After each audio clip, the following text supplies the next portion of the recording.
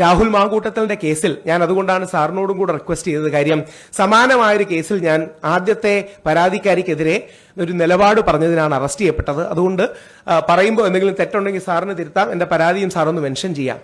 എനിക്ക് മനസ്സിലാകാത്തൊരു കാര്യം, അല്ലെങ്കിൽ ഞാൻ ഏറ്റവും മയമായി കോടതിയുടെ മുന്നിലുള്ള ഒരു വ്യക്തി എന്ന നിലയിൽ ചോദിക്കുകയാണ്, റേപ്പ് ചെയ്തു, മുഖത്തടിച്ചു, ഉപദ്രവിച്ചു, തുപ്പി, അവരെ ഒരുപാട് ദ്രോഹിച്ചു, ഇതെല്ലാം കഴിഞ്ഞ് ഒരു ഫ്ലാറ്റ് അയാളോടൊപ്പം മേടിക്കാൻ ഏതെങ്കിലും സ്ത്രീ തയ്യാറാകും?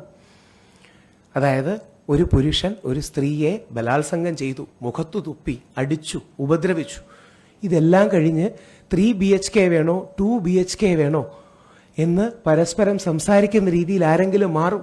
ബന്ധങ്ങളിൽ ഏറ്റക്കുറച്ചിലുകളൊക്കെ വരും, സൗന്ദര്യപ്പടക്കങ്ങൾ വരും, അടി വരും, ഫൈറ്റ് വരും. പക്ഷേ ആ ബന്ധങ്ങളിലെ സ്വകാര്യ നിമിഷങ്ങൾ വെപ്പണൈസ് ചെയ്യപ്പെടുന്നത്, ആയുധവൽക്കരിക്കപ്പെടുന്നത് ശരിയാണ്. നമ്മുടെ നിയമത്തിന്റെ അടിസ്ഥാനം, ഇന്ത്യൻ മാത്രമല്ല ലോക നിയമത്തിന്റെ അടിസ്ഥാനം പ്രിസംഷൻ ഓഫ് ഇന്നസെൻസ് എന്നൊരു കാര്യമാണ്. അതായത് ഒരു വ്യക്തി is Innocent until proved guilty. ഇതാണ് ഇന്ത്യയിലെയും ലോക നിയമത്തിന്റെ അടിസ്ഥാനം.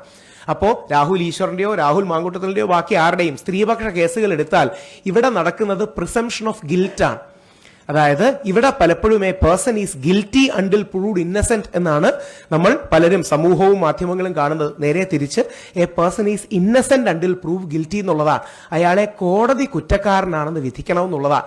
രാഹുൽ മാങ്കൂട്ടത്തിന്റെ കേസിൽ ഒരു കാര്യം കൂടെ പറയാം, എനിക്ക് ഒരു വ്യക്തിബന്ധവുമില്ല ആ മനുഷ്യനോട്. ഞാൻ ജീവിതത്തിൽ 2 തവണ ആ മനുഷ്യനെ കണ്ടിട്ടുള്ളൂ.